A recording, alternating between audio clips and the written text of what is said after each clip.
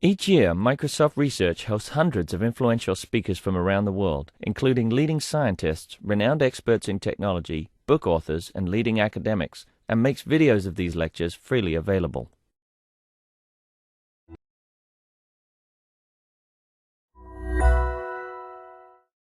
But next up, we have a presentation that takes it to the neighborhood level.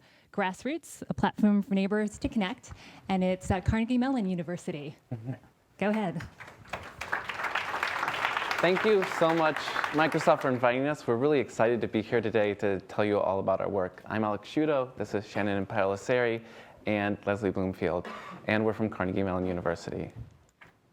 I want to start today by talking about neighborhoods, the backyards and front porches, the playgrounds and parks that surround where we live.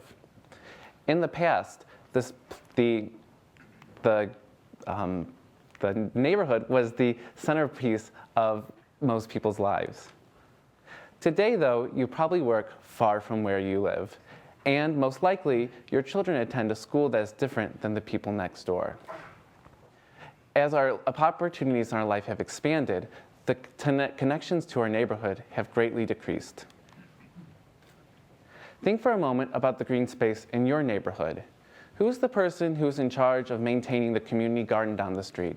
Or who makes sure that the playground 3 streets over is safe and clean for kids to play in? Or just who is the neighbor who always keeps everyone else up to date on neighborhood news? I'm guessing that the answer you're giving yourselves right now is very different than when you were a kid growing up.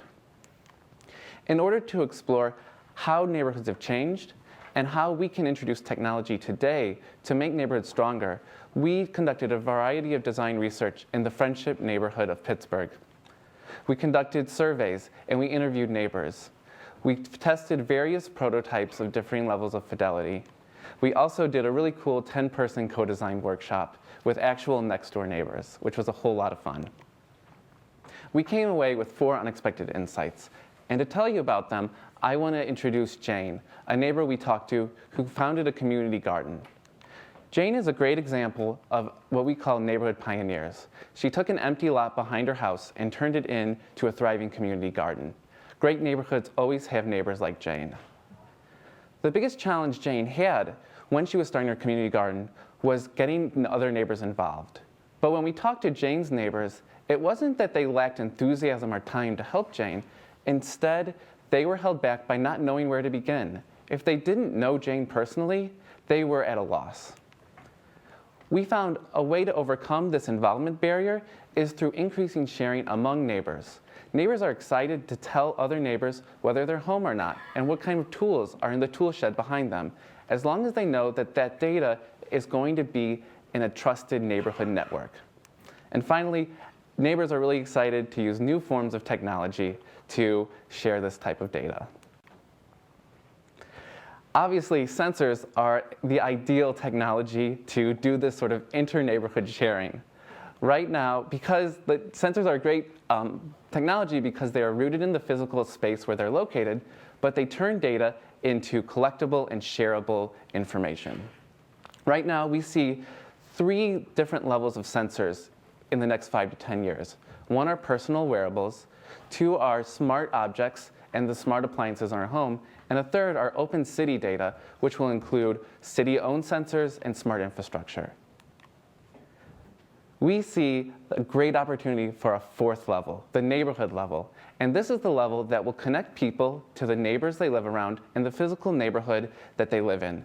And it will really help a neighbor like Jane start new community gardens and also continue them more easily.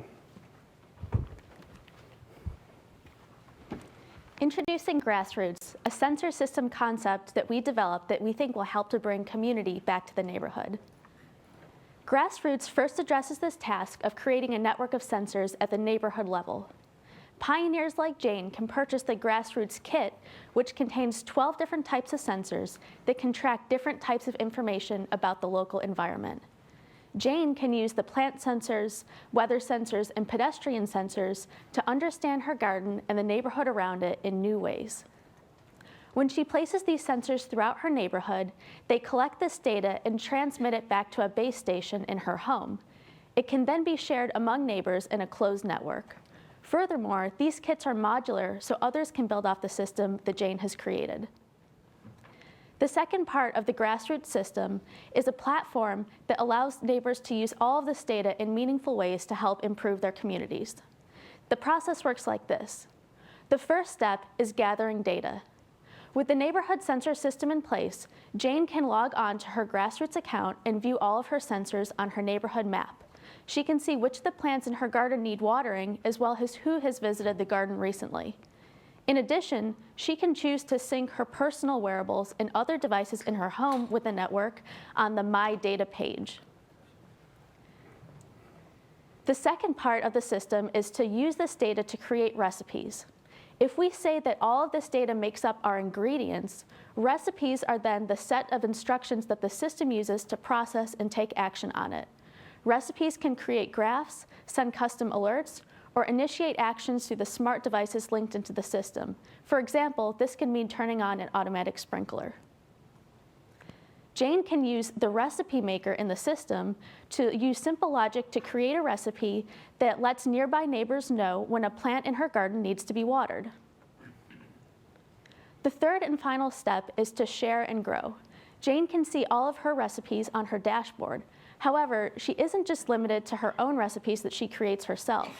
In addition, in the past, just as neighbors once shared cups of sugar or exchanged recipes, culinary recipes, with Grassroots, neighbors can use the cookbook page to swap and share their sensor recipes.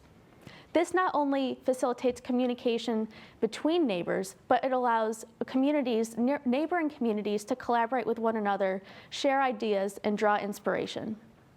Now, let's see how we envision this system rolling out in Jane's neighborhood. Neighborhoods everywhere thrive when people connect with each other to take care of and improve the neighborhoods they live in. Today, technology often prevents neighbors from connecting with each other.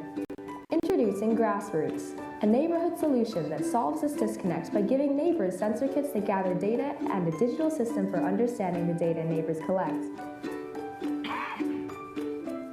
The Grassroots Sensor Kit makes it easy for neighbors to place sensors in their neighborhood. The toolkit includes 12 types of sensors, which can collect data about the weather, traffic, environment, and more. The sensors are embedded in small, environmentally friendly stickers, which can be placed on light posts or other surfaces around your neighborhood. You can use your smartphone to connect the new sensors to your Grassroots network. Once the sensors are activated, they start transmitting data streams immediately. When you log on to your Grassroots account, you can see all of the sensors that your neighbors have shared mapped onto your neighborhood.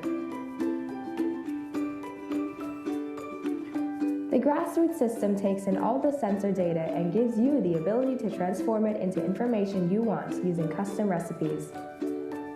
Finding new recipes is easy using your neighborhood's cookbook, or you can search for similar neighborhoods and see how they have successfully used recipes. You can even make your own recipes by dragging and dropping sensors and actions and linking them with this simple logic.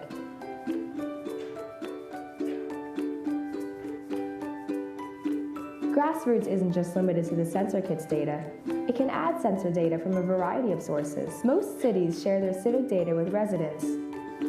All of these data streams can be added to your neighborhood map. Smart objects are all around us and constantly recording information about their activity. You can add these object data streams to your neighborhood as well. With all this sensor data and the power to transform it, imagine how your neighborhood will use it. You could collect data to advocate for better air quality, modify traffic routes based on outdoor activity, or get more people to help maintain the neighborhood green space. The possibilities are endless. The question is, how will you make your neighborhood better today? We've told you about Jane, but Grassroots is used for much more than just gardening. We tested prototypes on real users, and this is what they said. Melissa, who just moved to the neighborhood with her children, could use Grassroots to connect with other parents in the area. That way, she's alerted when a pickup hockey game starts 3 blocks down, and her son can join the fun and meet kids his own age. Rick is a member of the neighborhood association and concerned with local traffic patterns. By putting up sensors that are pedestrian and vehicle sensors, he and other neighbors can monitor locations in the neighborhood where drivers speed. Scott is the founder of a nonprofit that advocates for bike infrastructure in Pittsburgh. By asking his members for bike sensors in their neighborhood, he can map bike traffic and petition the city for better bike routes. Grassroots is a powerful system that lets neighbors connect and use technology to share with people around them. How will you use Grassroots?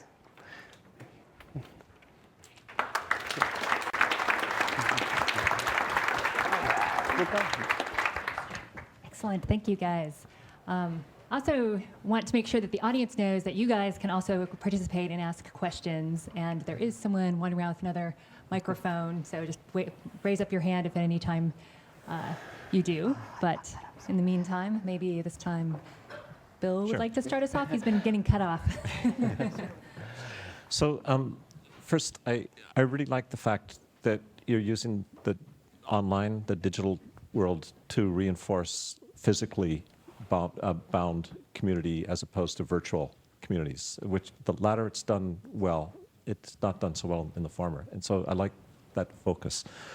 I also like that you chose to, you have these concentric circles of scale of group, but you chose to focus nicely on one to get into enough detail.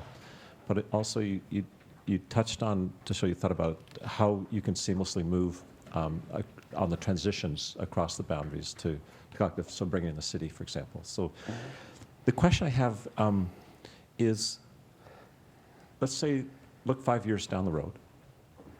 Tell me one or two things that worry you that you think are the biggest impediments from realizing this vision, because it is an envisionment piece.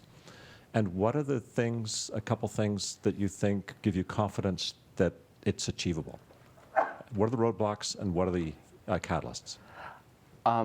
We talked about this yesterday when we were going through the run-through. The big challenge technologically we see is providing power. And there are a few ways to address that we think. One is that there's a lot of work being done in sort of capturing the ambient power in a neighborhood. And as time progresses, we're able to capture more and more of that. At the same time, people are working very hard on ultra-low power devices that can potentially work for months and months. So I think the combination of that, so we're using less power and we can maybe gain more power, maybe we can keep these sensors up for half a year or so. I think the other challenge is environmental, realistically. How many stickers or how many sensors do we really want in a neighborhood, and how to sort of deal with too many sensors. At the same time, what are the marks of a great neighborhood today? You know, we have big box stores and fancy things like that. What if the mark of a great neighborhood are these sensors that are everywhere? What if that becomes something that people value in their environment and it's not considered trash? So one of the things in the presentation I particularly appreciated was almost a throwaway at the beginning when you listed the number of people you spoke to and so forth. I thought that was nice, and you didn't belabor the point. Good job. From there, my head went to a dark place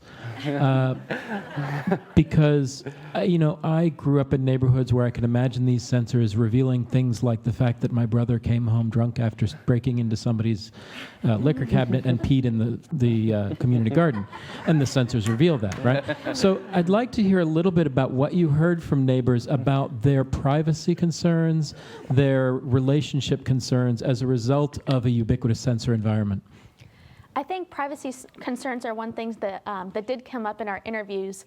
And what people told us is, while they would not be comfortable just telling the whole world when they're not home, the idea of theft or home break-ins did come up in our interviews. But if they knew that that information was only being shared with the close neighbors around them that they trusted, there's something about living around other people that even if they're not necessarily friends and they don't necessarily know one another, since they're right next door, there's certain things that they just trust about one another. So that was a big factor in addressing these concerns. And also with other things like syncing their personal devices or other things in their home, we provided an interface for them to specifically set more guarded privacy settings around that so they could stick to what they're comfortable with. I will just say one other thing. We never talked to teenagers, actually. We talked to little kids and we talked to parents, but that's an interesting case of that rebellious period between 14 and 18 when you don't want anyone to know anything. So I think that's an interesting. Exploit the privacy. Yeah. Yeah. That's where you're pushing boundaries. Yeah. So I love this. The whole time I'm looking at this thinking, it's like Pinterest meets data censoring.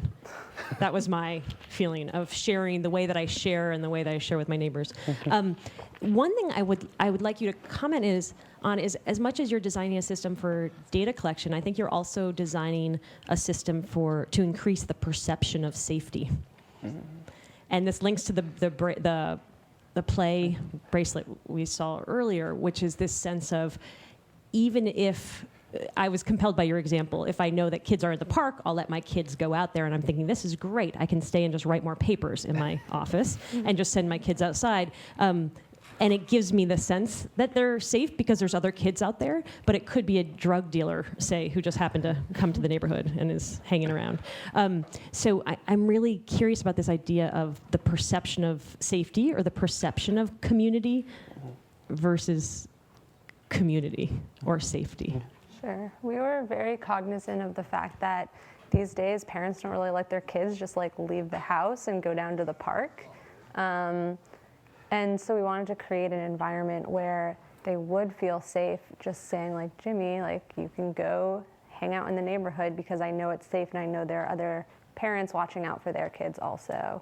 So I think it is definitely a perception thing, but our hope is that as people sort of exchange being able, like you watching out for my kid just with the sensor system, I'll do it for you, and it'll build a community up.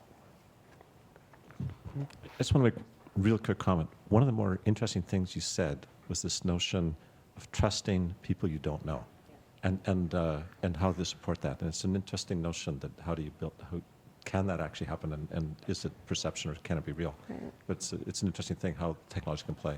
I don't expect an answer. It's just, but it's it's something that comes out of what you're saying that I think is it's worth exploring, especially in light of the keynote this morning. Thank you. Thank you. Thank you.